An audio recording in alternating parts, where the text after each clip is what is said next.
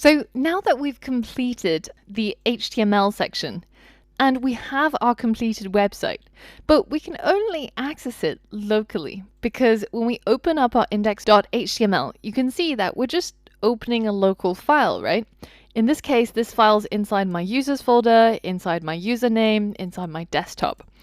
But that means nobody else can actually access this website, which makes it a bit pointless, right? The whole point of a website is so that we can put it onto the internet and everybody will be able to see our personal site or our CV. So how can we do this? Well, in order to do that, we need to host our website somewhere.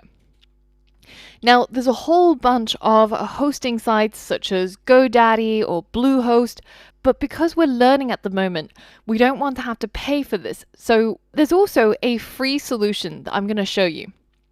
By the end of this lesson, you're going to have your personal CV up on the internet, proudly displayed somewhere, and you'll be able to share a URL or a link to it so that anybody across the web can be able to access it. But first things first, we'll need to do a little bit of setup.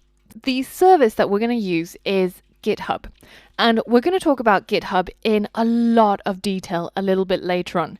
It's a really, really useful tool that is pretty much essential to a developer's workflow.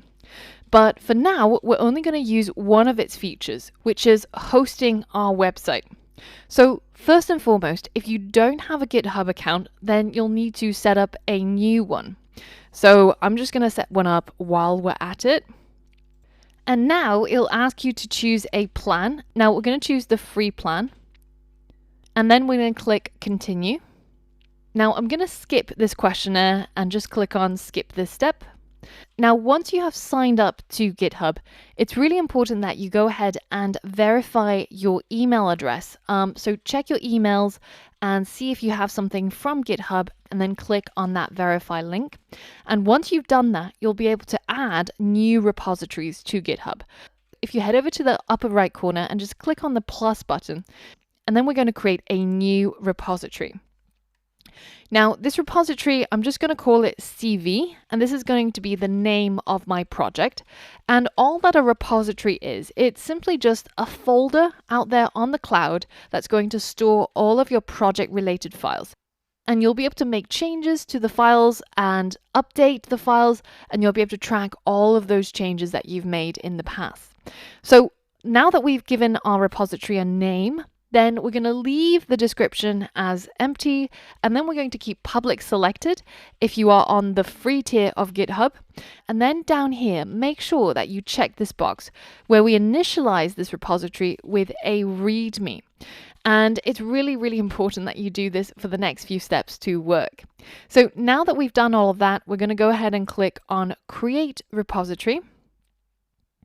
And this will take just a moment, and now you should see a page that looks like this, which means that your repository has been created. And the only file that's in your repository is just a README file. So what we're going to do is we're going to go ahead and upload our files for our CV website. So now if you bring up the folder which contains your CV website, so the place where you see your index.html, your images folder, and any other pages you have, you're going to select all of these and you're going to drag it into this box here. And that will upload and add all of them to our online repository. Once that's done, we're going to give this particular version a name. So we'll say that in this version, we added initial CV website files. And then make sure that this part where it says commit directly to the master branch is checked, and then go ahead and click to commit these changes. And that will upload all of those files that we dragged on, and we are now ready to set up our GitHub page. If you head over to the settings tab here, and if you scroll down on the settings page, you'll see that there is a section called GitHub Pages. And GitHub Pages is designed to host your personal, organization, or project pages from a GitHub repository. So we already have the repository. We now have to activate our pages. So it's currently disabled. All we have to do to enable it, we just have to select a source where our files reside. So if you click on this part where it says none, you should change it to where it says master branch and go ahead and click save. So now GitHub is going to do some behind the scenes stuff, and it's going to be publishing towards a place which is going to be your username.github.io/your project name. So that will be your CV. And you can see this is a HTTPS website, so you'll be able to access this site from anywhere across the world as long as you're connected to the internet. Now, this publishing process takes a little while. So if you refresh this page, you'll see that it says your site is published at this address. And if you click on that address, you should be able to see your website show up.